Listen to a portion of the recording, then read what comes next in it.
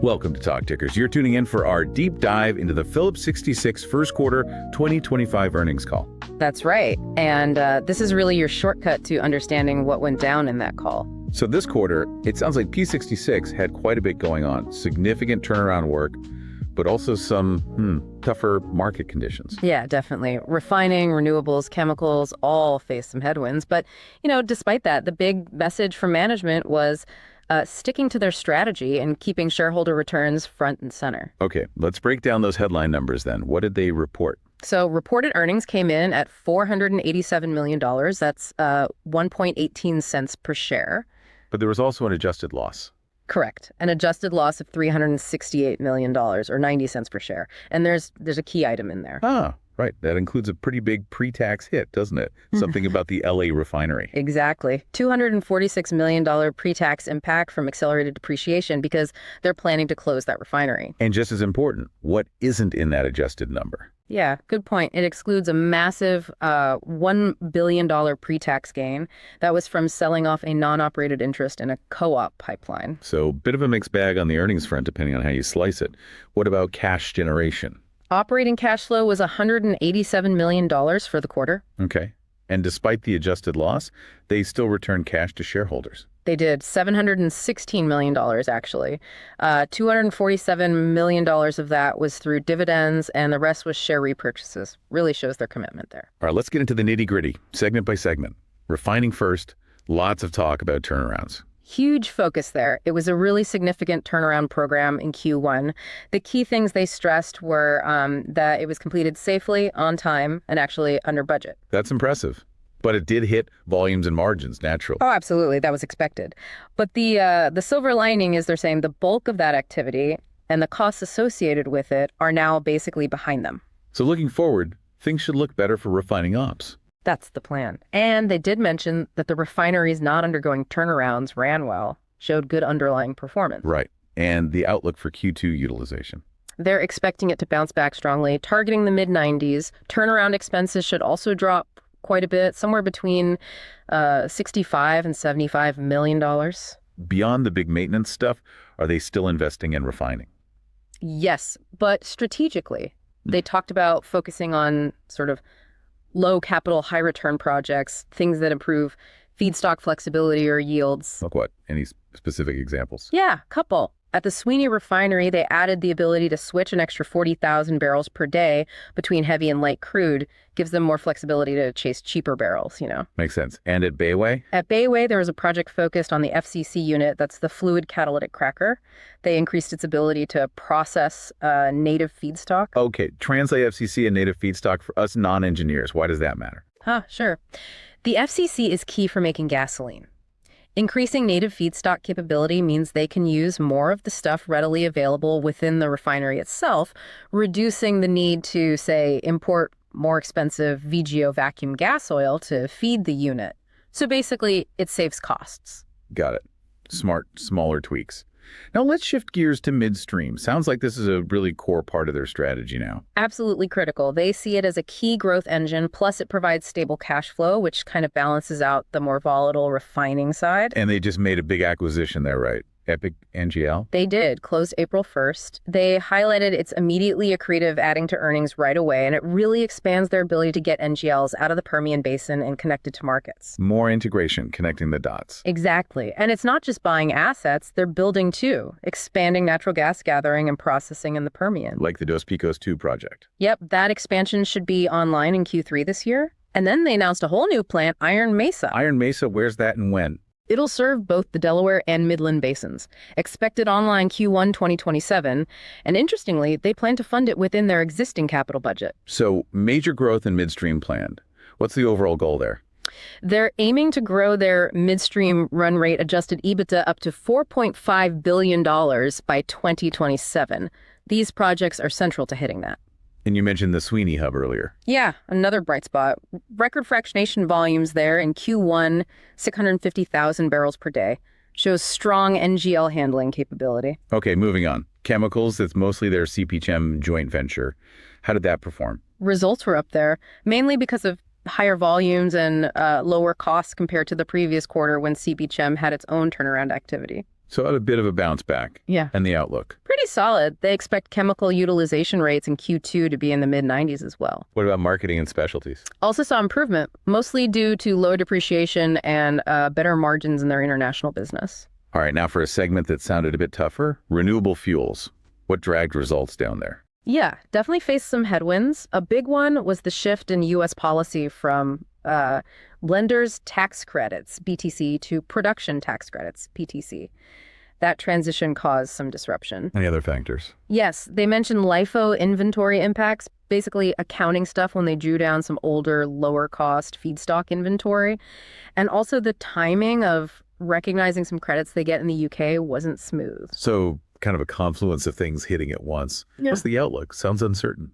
Very much so. Management was pretty clear about that. There are big pending policy issues, things like potential tariffs, the final renewable volume obligation RVO numbers.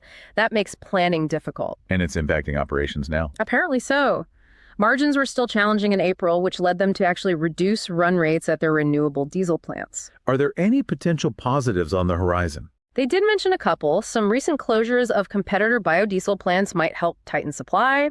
And, seasonal demand for renewable diesel usually picks up, but policy is really the big question mark here.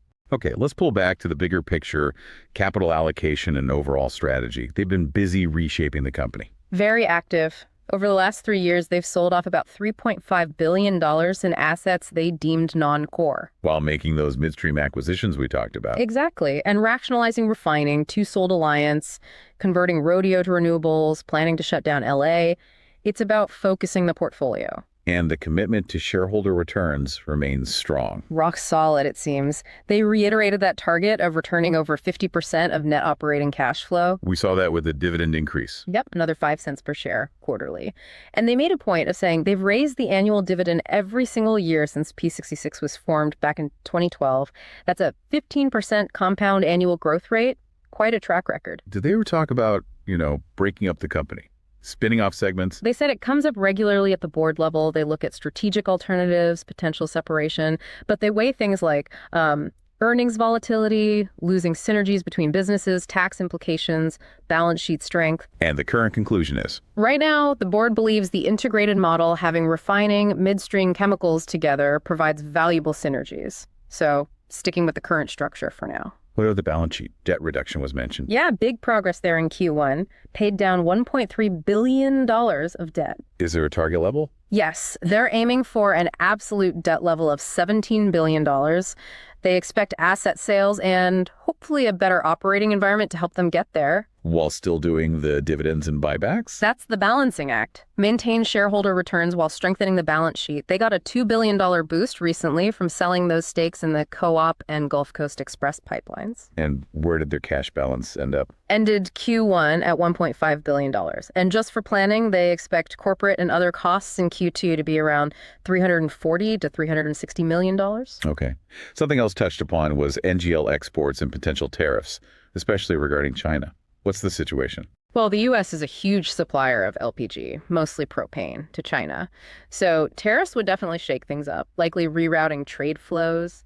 U.S. barrels might end up backfilling other regions that used to supply China. Is P66 seeing an impact on their exports yet? They said their Freeport LPG exports are mostly locked into long-term contracts, and they haven't had any cancellations.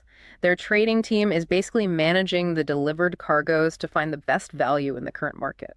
What about downstream, like plastics, polyethylene? Margins were already under pressure, even before tariff talk. Tariffs would certainly impact purchasing decisions, but they noted CPGM has tried to minimize its direct exposure to China. Let's quickly circle back to that new Iron Mesa gas plant. What's the strategic rationale there? It's being built near their existing Goldsmith facility. That location lets them potentially retire older parts of Goldsmith, upgrade processing, boost efficiency and reliability, and even improve their environmental footprint there. And it connects everything up. Right. It'll process gas from both the Midland and Delaware basins and tie straight into their Sandhills NGL pipeline. It's really about organic growth of their whole gas processing footprint in the Permian. And the scale is significant. Oh, yeah. Between Iron Mesa and the DOSPicos expansions, they're adding almost 800,000 barrels a day of gas processing capacity. That translates to over 100,000 barrels a day of NGL production. big numbers. Okay, a specific point on shareholder returns, the dividend versus buybacks. They view the dividend as secure, competitive, and growing. Expect annual increases. But beyond that baseline dividend growth, share repurchases will be the main way they increase total cash return to shareholders. They also noted the gross amount spent on dividends hasn't actually grown much because they keep reducing the share count through buybacks. Interesting point. And just to clarify, the lower refining utilization in Q1 primarily turnarounds. Mostly, yes. A heavy concentration of turnarounds, especially on crude units in the Atlantic Basin and Gulf Coast. They said some minor market adjustments played a small role too, but it was overwhelmingly the planned maintenance. How about marketing and specialties? Does a falling crude price help them? It can, yeah. Creates opportunities in marketing. They saw stronger margins in April and expect a sort of seasonal pickup in Q2 earnings for M&S. Do they break out wholesale versus retail performance? No, not really. They just mentioned the bulk of their M&S business is on the wholesale side. Going back to renewable diesel challenges for a moment, the uncertainty around PDC rules and RVOs, did that actually impact Q1 decisions? It sounds like it did. They had to make optimization choices based on incomplete policy information, which, might not have been the absolute best choices in hindsight. They're hoping for more clarity later this year. And CPGM, despite being a JV, how tight is the integration with P66? Operationally, very strong. P66 supplies NGLs, operates assets right there at the Sweeney complex where CPGM is located. Deep co-location and physical integration create real advantages, even though it's technically an arm's length agreement. Final points on financials, balancing cash, debt, and payouts. It's all about prioritization. Balancing shareholder returns, getting debt down to that $17 billion target, and keeping a strong balance sheet, especially with economic uncertainty still lingering. And they feel $1.5 billion cash is enough for now? Seems so. They consider it adequate. And that $17 billion debt target, they view it as sustainable largely because of the stable earnings coming from midstream and marketing. From their balance sheet perspective, refining and chemicals are almost seen as debt-free. Okay, that really covers the ground from the Phillips 66 Q1 2025 call, from the financials, segment performance, strategy, outlook. Quite a lot to digest. Indeed. Now, this is not financial advice, but let's throw out a bit of unconventional thinking based on all this. P66 keeps highlighting the integration, especially Midstream's role. The board talks about strategic alternatives, but sticks with the integrated model, believing in synergies. But what if the market isn't fully valuing those synergies, or maybe prefers pure plays? Okay, where are you going with this? Well, here's a thought experiment, purely speculative. Could you construct a trade that plays on this? Maybe go long Phillips 66, betting on that integrated value and stable midstream cash flow. And adds another leg. And simultaneously, short a basket of pure play refiners, maybe ones without that strong integrated midstream component. The thesis would be that P66's integrated model provides more stability and long-term value, especially in volatile markets, compared to less integrated peers. So betting on the integrated model's resilience versus pure refining exposure. Complex. Definitely. Absolutely complex. Lots of moving parts, market factors. But it's a way to think about the strategic debates happening within these companies and how that might translate into market dynamics. Just a thought experiment, remember. It's a provocative one for sure. We hope this deep dive into the Phillips 66 call gave you valuable insights. What stood out most to you from the discussion? Feel free to continue the conversation and share your thoughts.